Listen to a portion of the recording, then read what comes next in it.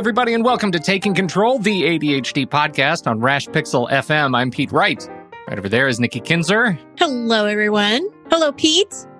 Oh, Nikki, I gotta tell you, what a week. What's going on?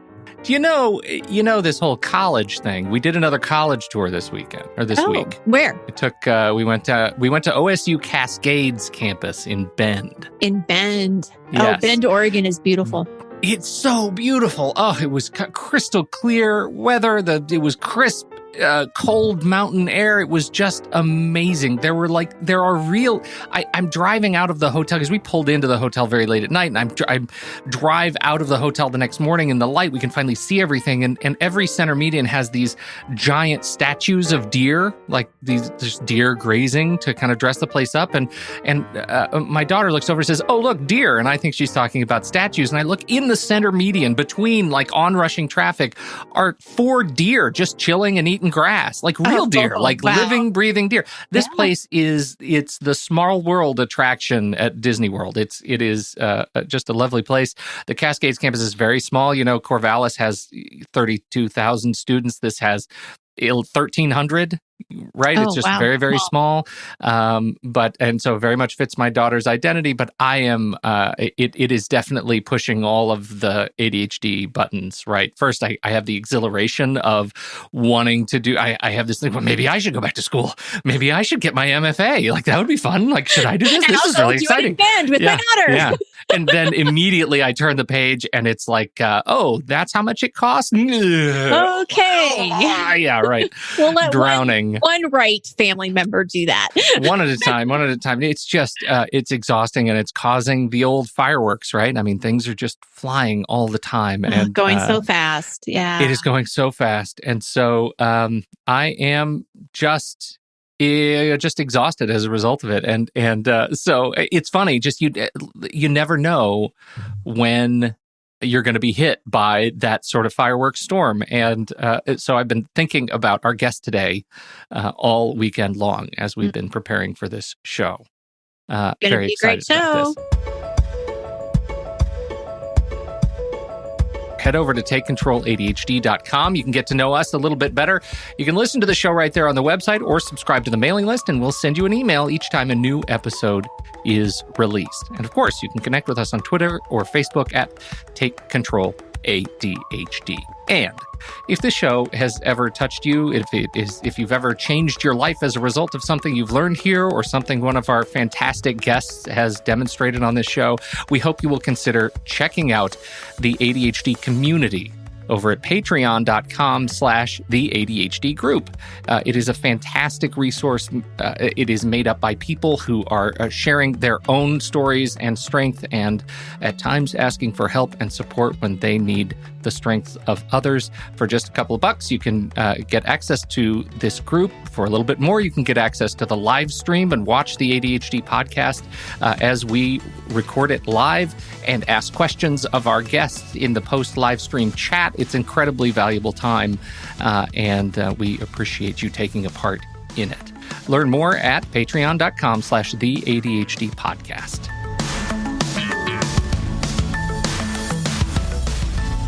Straight from the Life Empowerment Center, James Ochoa is back. The man behind Focus Forward, Navigating the Emotional Storms of ADHD, and the complex Shiny Shorts podcast, and a dear, dear friend of this very show, is back to share the evolving story of his own personal ADHD storms. James, welcome back to the ADHD podcast, friend.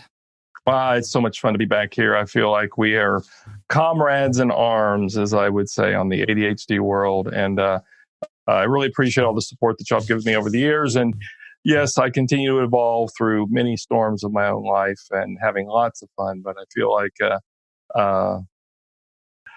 like this was just yesterday. I feel like it was I feel like we talked just, but it's been months, or could even be a year. I'm not quite sure how long it's been on your show.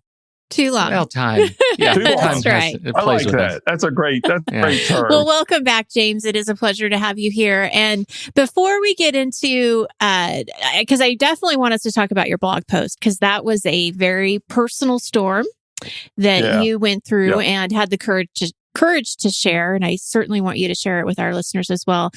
But before we get into that, can you do just a refresher for our audience of what the emotional distress syndrome is? Sure. So the emotional distress syndrome is the neurological distress mentally, emotionally, physically, societally, personal relationship wise. It's what spins off the diagnosis of ADHD. And so if you're consistently not organizing or not remembering things or consistently feeling like you're underperforming, then that stress builds up over your lifetime. And to me, if it's not understood or treated, that becomes a syndrome. And it's that syndrome, I would say, it really began to show up in 2002 or 3 as a really critical factor in treating ADHD. And it absolutely remained the professional conundrum of mine until the book Focus Forward came out. And so really learning how to get around that and understand how to deal with it, because I talk about it as being a low grade post-traumatic stress that can evolve over time that just erodes self-esteem and identity in ways I can't even begin to describe to you what I've seen, Nikki, over the years. And so it's that low grade stress. It's what spins off the diagnoses that I think is one of the most critical factors for us to understand how to get around. And so we have talked in our other interviews, and I know you talk a lot about this in the book, these emotional storms. So what are these emotional storms? So an emotional storm would be something related to me feeling out of sync with myself or out of center as I talk about it now. So if you have ADHD and suddenly you forgot to evaluate transition time and going to your next appointment, okay, which is a common issue on the ADHD spectrum, and you're on your way there and then there's an accident and then suddenly you're 15 minutes late, that storm is feeling bad about not having evaluated the time in transition, knowing you didn't mean to, not wanting to miss whatever 15 minutes of the appointment that you're going to miss. And at the very least, the potential shame or disappointment or embarrassment that someone goes through. And you tell me how common that little statement was every day, all day for some people. And if you don't know it's happening, that's the biggest issue to me, which is what I'm trying to do with all my platform and information is let's first acknowledge this is something real and it's not going away. So that's a real storm. And that happens in people's lives. It certainly has happened in my life in the last month, maybe in the last 24 hours. Does that help? Absolutely. Well, and you know something I want to share. I had a conversation with a family member of mine this weekend whose son was diagnosed with ADHD, and she was in the process of getting diagnosed with ADHD.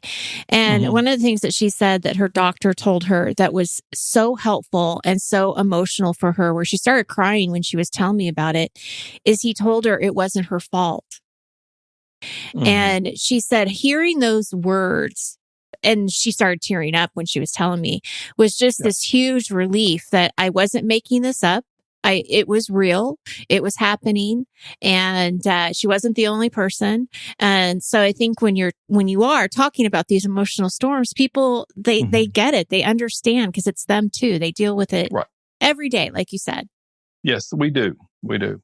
Well, and so you come to us with a story of your own experience, and it is. I read your post, James, and I felt like my chest was caving in as I read it. It was that deep sort of heart sink for you, and as a result of like deep sort of experiential empathy for what you were going through. Right. I knew this so well. Can you share the story of your experience and what you've done?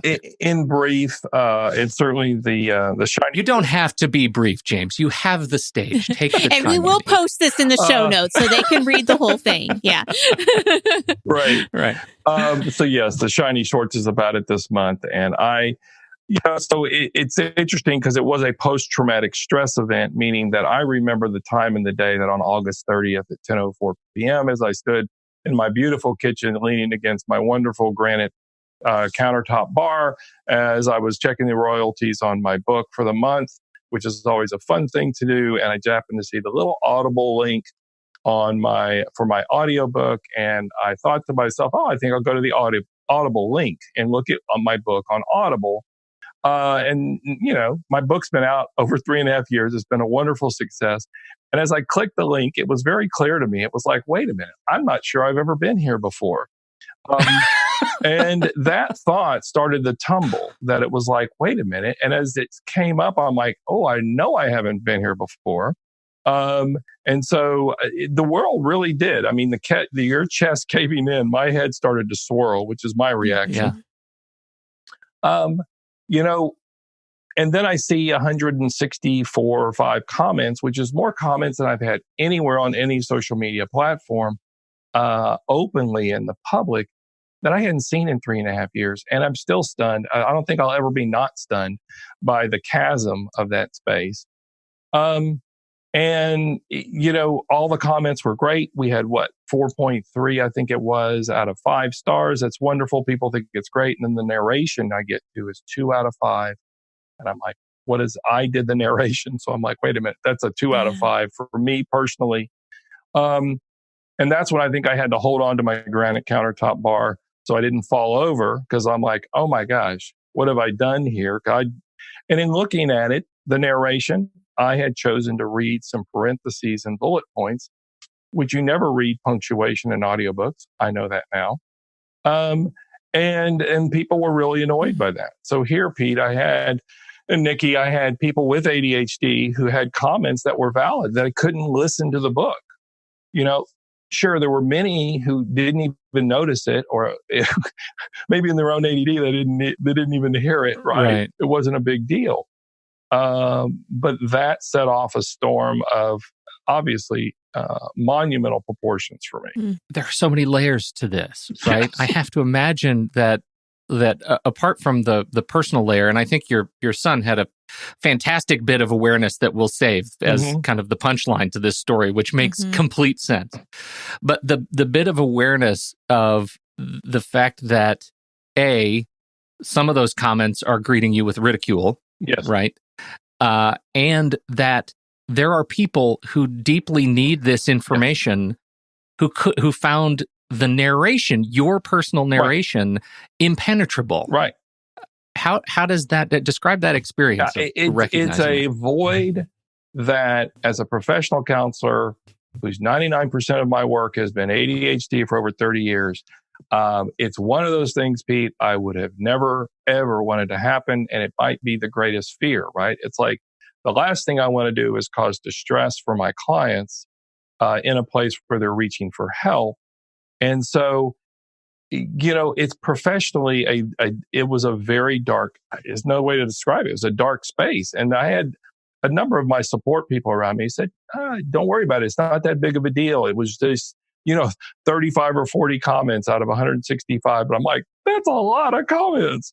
And just the fact that we try to do so much to help people with ADHD that when a mistake had been made at that level, and certainly I would, of course, corrected it immediately had I known it 3.5 years ago, is just the perfect storm at a level I could have never predicted for ADHD Awareness Month of when it happened for me. And okay, truth be told, many people around me that didn't listen to the book long enough to get to that narration part, who I'm sure would have told me. And it wasn't, so I was just going to say the same thing. I mean, I'm an avid Audible guy, and I actually own your book in Audible, but I read it on my Kindle. So I've never listened to it. I would have told you, man. I would have had your back on this. I share your regret. What could I have done for James? Well, and I think this is true for a lot of people now who are going to hear this. And it's Nikki, you were talking about it being, it's a hugely emotional issue. And it was very difficult to do the podcast on Shiny Shorts this month. It was only 3 weeks after. And I would say it is more resolved to a great degree. But just this weekend, I was going through some pretty strange emotional changes, and I couldn't figure out where they were coming from. And the best I could tell you is it's just stress recovery. There's lots of things going on in my personal life, but it's just stress recovery. That's what us with ADHD go through time and time again. If you don't know it, all bets are off as to how bad you feel for how long, or what you don't complete, or what you run away from, or what marriage you drop, or what friendship you don't go back to. I can't even, this is why the passion for this is embedded at such a deep level. And,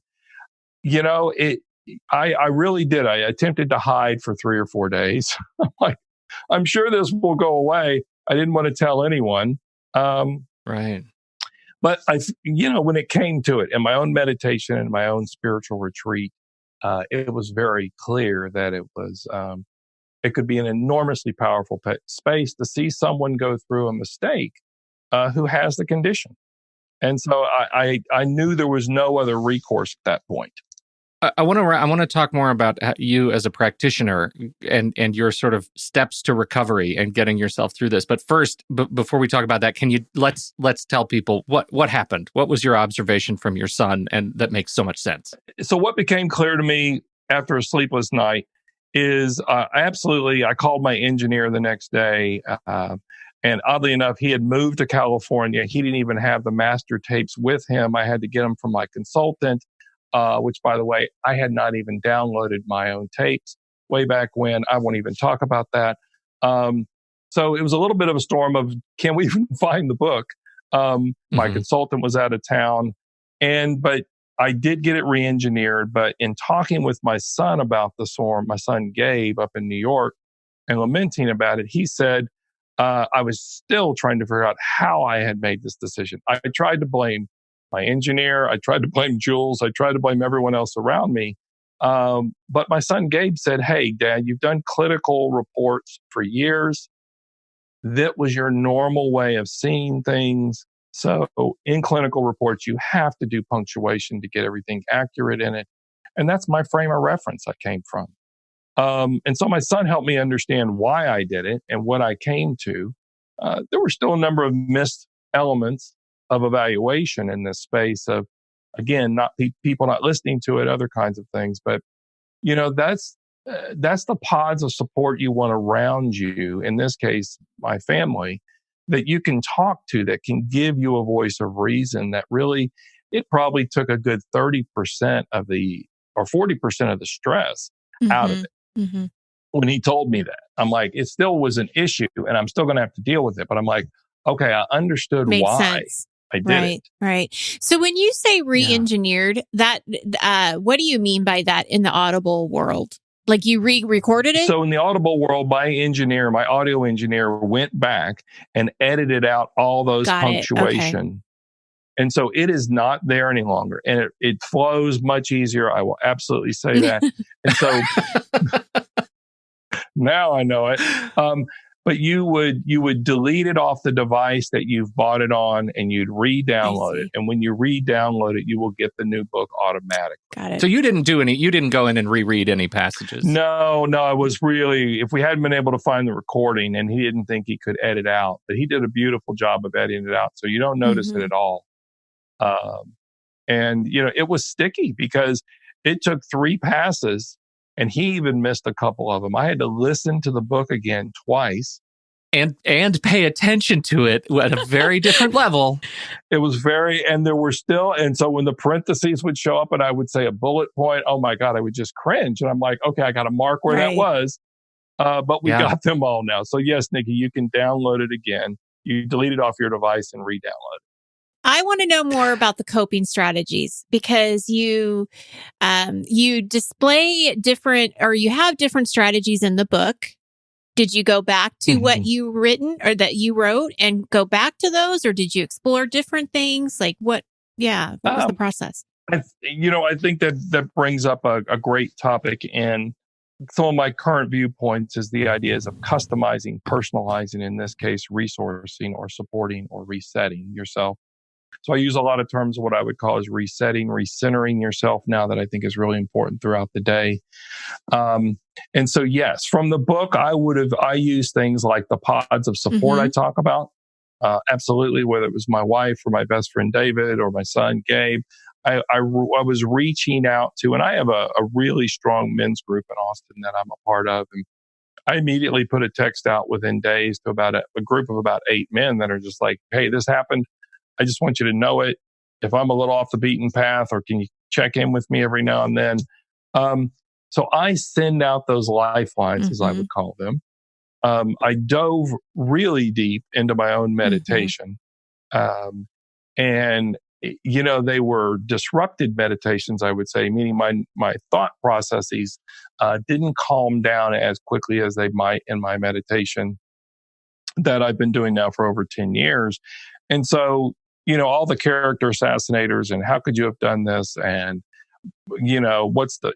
it's just all the worst nightmares you could think were raging through my head. But my ability to meditate and just watch it was the best I could do with it. And then outside of that, I think was taking some really direct action to correct it. So it's like, get a hold of the engineer, talk to your consultant, stay in front of these things. I talked it out with Jules, who's really a huge support in my business. And it's like, okay, these are the 6 things I need to do. So I just took action. And that taking action helped to really calm me in some ways. So those are kind of some overarching aspects of resourcing that I did that I think all of us diagnosed with ADHD certainly need to have in our back pocket. Well, I love that. And it's one of the things we've talked about, I think, recently, which is this idea of, breaking down the big, overwhelming thing, right? Cutting up the elephant into its smallest molecular parts, because being able to tackle just one thing allows you to regain control or regain a sense of agency in your own life and process. And it's a beautiful example.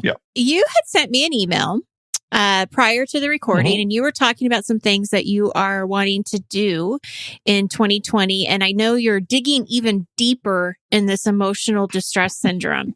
So talk to us a little bit about that. What are your plans? Well, I think it's interesting, Nikki, that I could say digging deeper is at an infinite depth. Sometimes I'm beginning to believe it's infinite, meaning that I cannot predict everything that's going to happen in my life that's going to need support. And at 58, I continue to play with developing more and more support.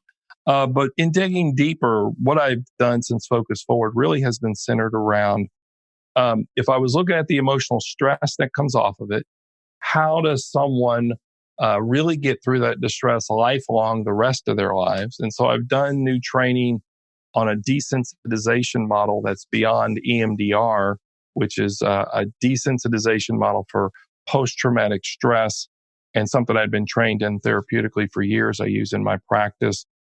And so I've trained in another desensitization model that I really like.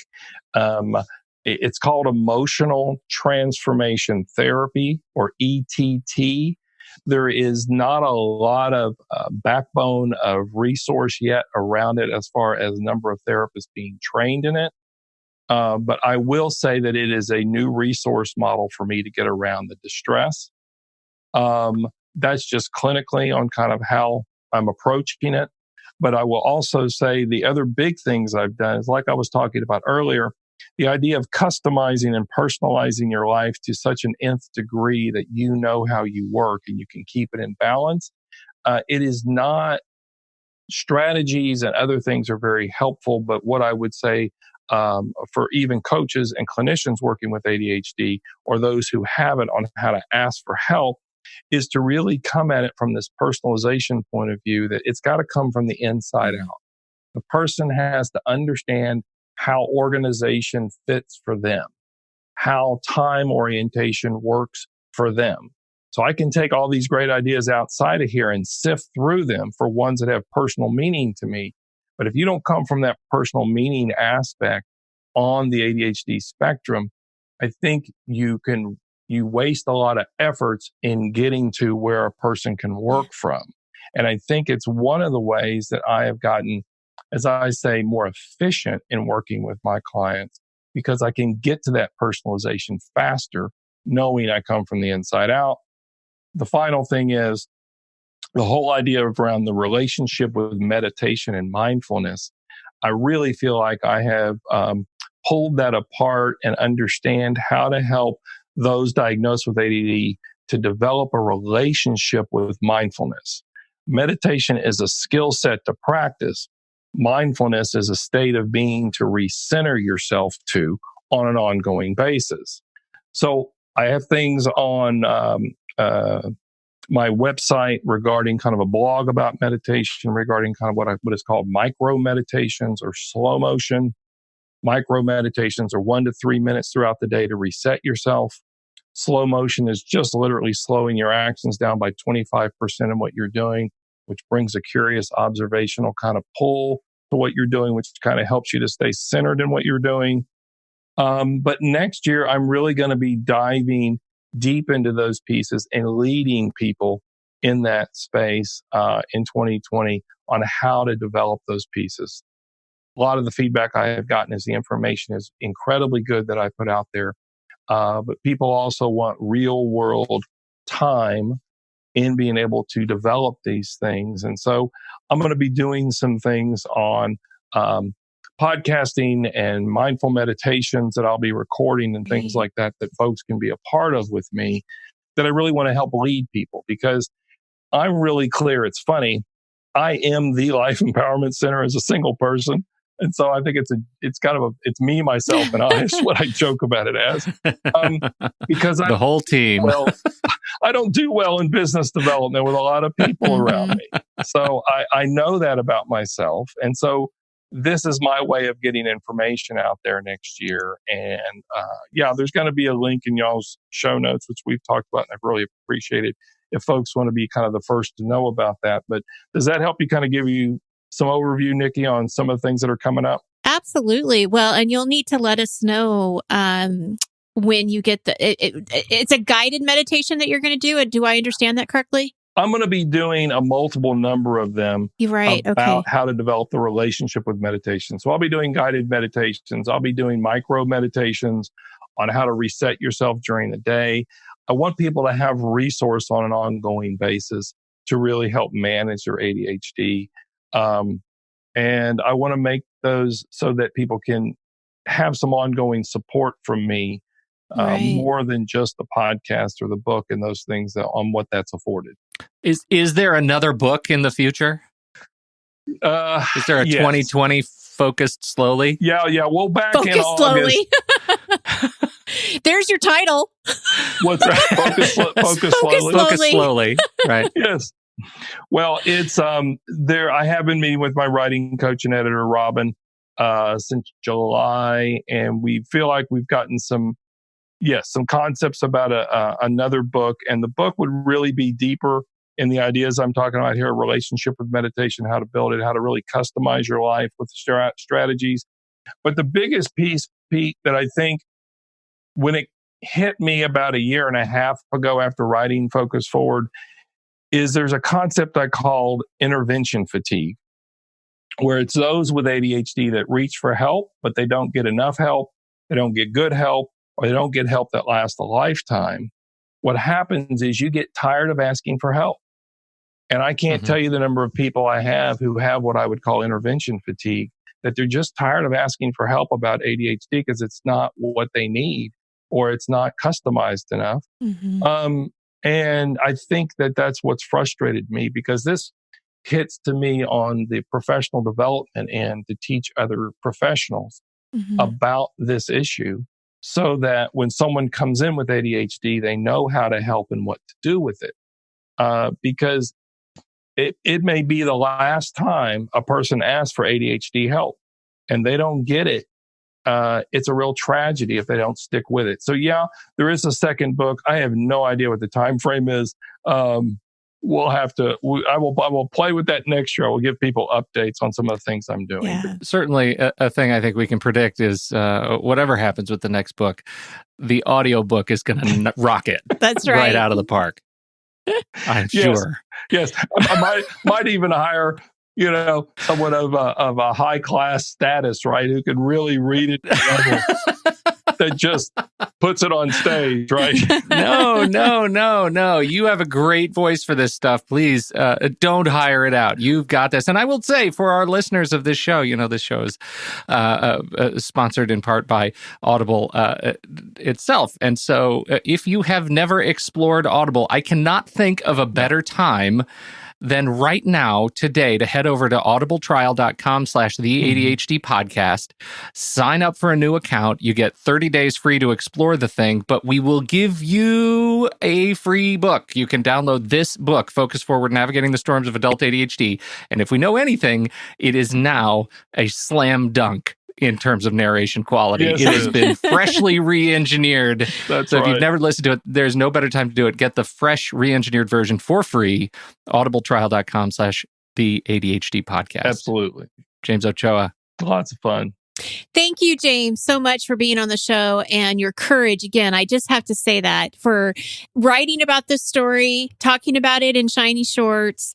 It's such a huge service to other people who are listening to you and reading about you, to see that somebody who is an expert in ADHD, has been doing this for many, many years, had something that just really froze them and put them in a deep place, deep space. It really did. Dark space. And I would also tell you, Nikki, I would put a shout out to your audience that, I am collecting storm stories on my website to use for my Shiny Shorts podcast.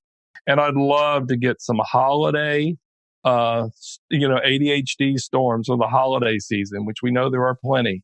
I'd love to be able to feature some holiday storm stories on my podcast, Shiny Shorts. So if anyone's got any good holiday distress stories about being with family, send them your way. Which I know now, are you looking for just people to email you, or are you taking audio recordings to include people in the podcast? What are you doing? There's a Storm Stories tab on my website, which I can send you all a link to that in your show notes. And then you go there and it walks you through the interview of putting your story together. And it's an option then for me to pick up to do a podcast on that. Beautiful. Yeah, Yep. Fantastic. James Ochoa, Life Empowerment Center. He is the whole team. Yes, he And a is. worthy team he is. Yes, me Thanks so myself, much for hang hanging out with around us. here all- That's right. Thanks so much, James. As always, it's a real treat. And thank you, everybody, for downloading and listening to this show. We appreciate your time and your attention. On behalf of James Ochoa and Nikki Kinzer, I'm Pete Wright. We'll catch you next week right here on Taking Control, the ADHD podcast.